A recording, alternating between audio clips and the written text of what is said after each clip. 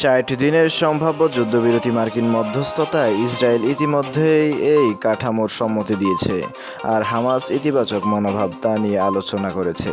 Trump আশাবাদী যে আগামী ২ সপ্তাহের মধ্যেই চুক্তি চূড়ান্ত হতে পারে, তবে প্রধান জটিলতা হল প্রতিরক্ষার পর্যায়ক্রমিক সরে দাঁড়ানো ও নিরাপত্তা নিশ্চয়তা।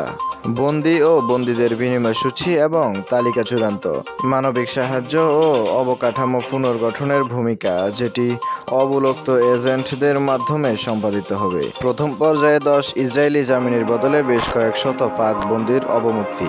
ধাপে ধাপে ইসরায়েলের সামরিক ব্যর্থতা, গাজায় নির্দিষ্ট এলাকা থেকে সরে যাওয়া, ৬০ দিনের প্রতিরোধকালের নতুন আলোচনা ঘুরে দাঁড়াবে।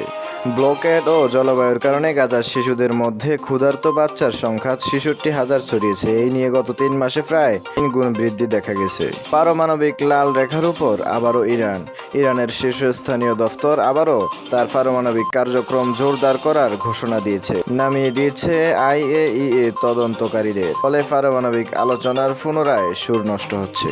অপারেশন মিডনাইট হামারের দীর্ঘসূত্রীয় ক্ষতি, মার্কিন বাহিনীতে ইরানের বেশি হামলা কমিয়ে দিয়েছে ইরানের সমর্থন ও কাঠামো। তবে অনেক বিশ্লেষক জানান যে পারমাণবিক পুনঃসূচনার ক্ষমতা এখনও রয়ে গেছে। ইরানের পার্লামেন্ট জোরালো সিদ্ধান্ত নিয়েছে, স্ট্রেইট অফ হরমুজ বন্ধ করার অভিপ্রায় ব্যক্ত করেছেন। যদিও বাস্তবে এখনও চালু রয়েছে, কিন্তু বিশ্ব তেলের বাজারে অনিশ্চয়তা তৈরি করেছে।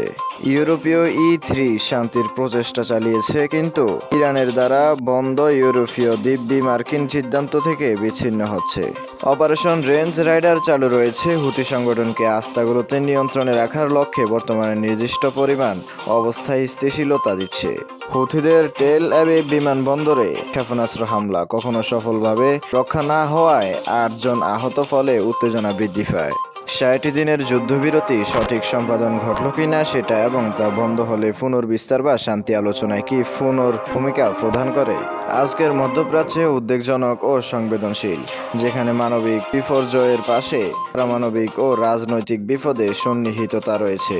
তবে একই কাজশাহী কূটনৈতিক প্রয়াসে হয়তো সাময়িক শান্তির দিক একটি কাম্য সূচনা দেখতে পাবো আমরা।